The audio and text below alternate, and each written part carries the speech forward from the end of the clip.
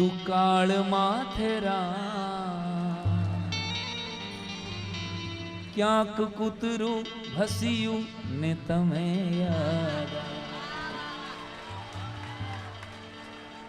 તમે યાદ ક્યાંક બરણી ફૂટીને તમે યાદ આવ્યા ક્યાંક વાસણ ખખડ્યા ને તમે યાદ આવ્યા આજ કપડા ધોવાનો મારો વારો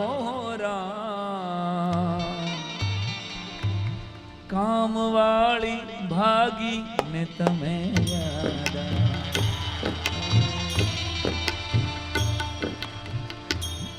હાસ્યનો અમારો એક પેરોડી પ્રકાર ઓછો સાંભળવા મળે એટલે બધી ફ્લેવર આપું છું તમને અને પુરુષોમાં ઘટાડો થાય છે એટલે બહેનોમાં કે રાજી થવા જેવું નથી બહેનોમાં ઘટાડો સગાઈટાણે બધા પિક્ચરના ગીતો ગાયા હોય ફૂલ તુમ હે ભેજા હે ખતમે લગ્નના 35 વર્ષ જવા દો પછી ઈના બેનને અરે સોરી માજીને લગ્નના 40 વર્ષ પછી પિક્ચરના ગીત બધા અભેરાએ ચડી ગયા હોય અને શ્રાવણ મહિનો આવે પરસોત્તમ મહિનો આવે ને ગોપી મંડળ તમારા અમદાવાદની મને ખબર નથી પણ અહીંયા ગોપી મંડળ હોય કે હા ડોસ્યું બધે ભેરા થાય ગોપી મંડળ કહેવાય એક બાજુથી ગોપી લાગતા ન હોય પણ કહેવાય ગોપી મંડળ અને એ કીર્તન ગાય ને એ કીર્તન જોવા જેવા હોય હા ભૂકા કાઢી નાખે એવા કીર્તન હોય અને કાનાને માખણ ભાવે રે કાનાને ખીચડી ભાવે કાનાને એ માડી ખીચડી ક્યાંથી આવી મિશ્રી હતી કાનોડાની આ ખીચડી ક્યાં મને કે એક વાર ડોશીમાં ડાયો થામાં કાનોડાને આપણે ખાતા હોય ને એવું જ ખવડાવાય નહીતર મને કે નહીં કાનોડા માંદો પડી જાય એમાં મેઇન ગાયક હોય અને 3 જીલવા વાળા હોય એ જોવા જેવું હોય કે ધ્યાનથી જોજો એક ગાય કાંઈ જીલવા વાળા જીલે કાંઈ રામ કાન સૃષ્ટિનો સારજનહાર રે ને તમે ઓળખી લો મુખ્ય ગાયક ગાયું 3 કોરસ કરતા હોય કોરસ વાળા પાસે ઓછું સાંભળતા હોય એ હું ગાય કાન સૃષ્ટિનો હાળ ગાવાનાર રે ને તમે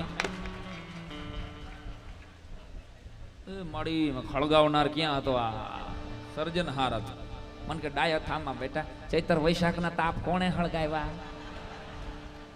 પાછા સાબિત કરી દે આપણે અને મેં તો અમારા ગોંડલમાં જોયેલા દાખલા કહું વડીલો બધા ઉપર અહીં બેઠેલા વડીલો મને માફ કરે પણ આ વડીલો ઉપર બેઠા હોય આમ ગંજી પદે રમતા હોય મેડીમાંથી અને હેઠે ડોશીમાં ગોપી મંડળ ભેગું થાય ડોશીમાં હાથમાં કડતાલ હોય અને જ્યાં કવિતામાં વજન આવશે ને કીર્તનમાં વજન આવ્યું એટલે કડતાલ ઊંચી થશે મારી હામું જોજો નકર વાત ઉપરથી જશે લાગે બાગે લોહીની દર આપણી પર કાંઈ નહીં કડતાલ કવિતામાં વજન આવશે એટલે કડતાલ ઊંચી જાય તારે માથે ન ગારા વાગે મોતના તારે માથે ન ગારા વાગે મોતના તને હાચું ના તોય હમા જાય સખી સખી હાલો ને જાય સતા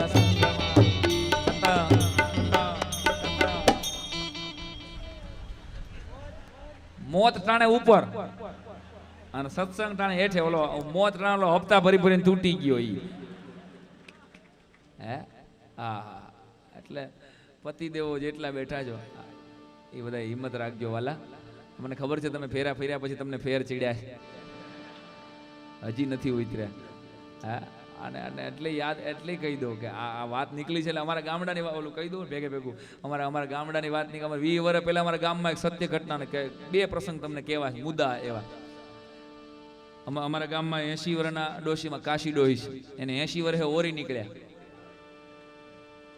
ઓરીમાં સમજો ને 80 વર્ષે ઓરી નીકળ્યા ને એવા ફાયર બ્રાન્ડ ડોશીમાં કે એની હારે કોઈ ગામમાં બોલી ન શકાય અને એ ડોશીમાં ને ઓરી નીકળ્યા મારી ઉંમર ત્યારે 13 વર્ષની એટલે અટાણે ખાલી 35 જ છે આ તો દાઢીને લીધે 3-4 વધારે લાગે તમને કે તો લિવિંગ સર્ટી લેતો ગાડી પડ્યું છે જોતું હોય તો ભેગું રાખ્યું છે તો ઠીક યોગેશભાઈ જોયેલું છે હાલો એટલે વાંધો નહીં સાક્ષી તાજનો સાક્ષી આ ભાઈબંધ છે અમારો પણ વાત નીકળી એટલે કહ્યું 13 વર્ષની ઉંમર અમે બધા જુવાનિયા વડીલોને પૂછવા ગયા કાશી ડોહીને હાજા કેમ કરવા એક બાપાએ અમને જવાબ આપ્યો કાશીનો ઘોડિયામાં હુવાડો કાશીને ઘોડિયામાં હવે અમે ગોટે ચડ્યા કાશી ડોહી જેવું ખોયું ગોતવું ક્યાંથી સરવાળે 4-5 જુવાનિયાઓને જીન્સ ફાડીને એમાંથી એક મેગા ખોયું બનાવ્યું જો વાતનો પ્લોટ પકડજો નકર ઉપરથી જશે મેગા ખોયું 4 વડીલોને વિનંતી કરી તમે હિંચકાવા રાખો ડોશીમાં નકર બોલ બહુ કરે છે બકવાસ ઉપડી ગયો છે હવે 2 ચા પાણીના ગાંઠિયાનો ખર્ચો અમે દેશું દ્રશ્ય વિચારજો, બે બાબા ઓલી બાજુ બેઠા છે, બે આ બાજુ બેઠા છે, કાશી ડોહીને હિંચકાવે છે, ચારેયના મોઢામાં ફર્નિચર નહીં. અલ્લાહ વલ્લા કાશી હોય જા, કાશી મારે દેવની દીધેલ છે, કાશી મારે હાવ બટકી ગેલ છે. આવું કાંઈક ચાલતું હતું. અને ભાઈ એમાં અડધેથી એક જણો બીડી પીવા ઉભો થાય ને તો ડોશીમાં રાડ્યું પડે કે એ પેથા ઉભો થામાં હિંચકો ચાલુ રાખ. હજુ તો ફાઉન્ડેશન છે સાહેબ, મશીન હવે આવે. આ કાશી ડોહીના ધણી ગુજરી ગયા યોગેશભાઈ. 13 વર્ષની ઉંમરે આખા ગામમાં કરફ્યુ, અમારા ગામમાં. અને હું ખરખરો કરવા પહેલી વખત ગયો. મારા બાપા કે તારે જવું પડશે. અને હું ખરખરો કરવા ગયો સાહેબ. આપણને શું ખબર પડે ખરખરો કરવામાં 13 વર્ષ, ઘણાને 60 વર્ષ નથી ખબર પડતો. હું ખરખરાની વાત મને પછી યાદ કરાવી જાઉં, હું બીજે ભૂલી ન જાઉં સાહેબ. હું પૂછવા ગયો મેં કાકી શું હતું કાકાને, અને જે 5 મુદ્દાઓ કાકીએ રજૂ કર્યા હતા સાહેબ, આ ઘટનાને 20 વર્ષ થયા છે, 20 ને 22, પણ હજી સુધી મને નથી સમજાણું કે અમે કાકીએ કાકાના વખાણ કર્યા હતા કે એની નિંદા કરી.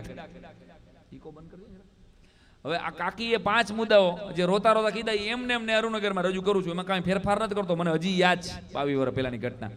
રોતા રોતા મેં કીધું મેં કાકી શું હતું કાકાને કેમ કરતા? મને કે બસ બેટા તારા કાકા મને અરે ન લેતા ગયા, ન જ લેતા ગયા. મુદ્દો નંબર 1 હવે શરૂ થાય છે. પ્રશંસા કરી નિંદા કરી તમે ઉપાડ લેજો.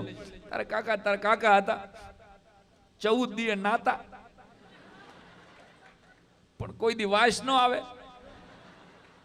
તારા કાકા હતા 4 સોયણી હતી, 4 પણ નાડી 1. તારા કાકાને ખોટા ખર્ચા કરવાની ટેવ નહીં. તારા કાકા હતા આખી જિંદગી જીવન ત્યાં સુધી કોઈ દી ઇંગ્લિશ ને હાથ નથી અડાડ્યો.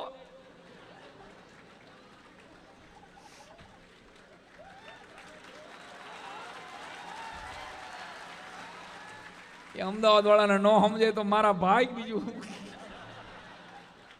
એ જીવા ત્યાં લગી દેશી પીધા પછી એકની એક ગટરમાં બીજી વાર પડ્યા નથી. નેકી ટેકી વાળા બહુ એકની એક ગટરમાં બીજી વાર ન પડે. રોજ નવી ગટરું ગોતે ને એમાંથી મારા હાટું કાંઈક લઈ આવે. તારા કાકા આંખમાં ફલું હતું, ફલુમાં સમજો ને અમદાવાદ વાળા, આંખમાં ફલું હતું તો આખા ગામ સામે ટીકીને જોયા કરે. તારા કાકા આખી જિંદગી ગામ ભલે ને બહાર ગમે એ વાતો કરીએ પણ ઘીરે તો હું એટલે હું. એ જુવાનીઓને સમજાશે.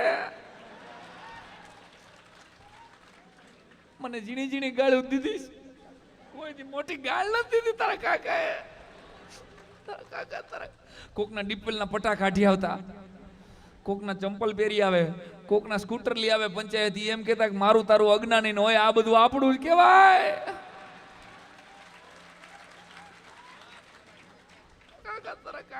ગામમાં ગમે એટલી ચોરીઓ કરી પણ કોઈ દી પકડાના નહીં. એ માતાજીનો આશીર્વાદ કે લે. આહા, આ કાશી તો તમને યાદ રહે. 2-3 મુદ્દાઓ મૂકતા જાય છો અને અરુણનગર અહીંથી નીકળશો ને તમને એટલે હું યાદ આવીશ અને કાશી ડોહી યાદ આવશે. આને જગત યાદ ન કરે વાલા, જગત એવાને યાદ કરે જેણે બીજાને માટે કંઈક કર્યું હોય. મુદ્દાની વાત આ છે.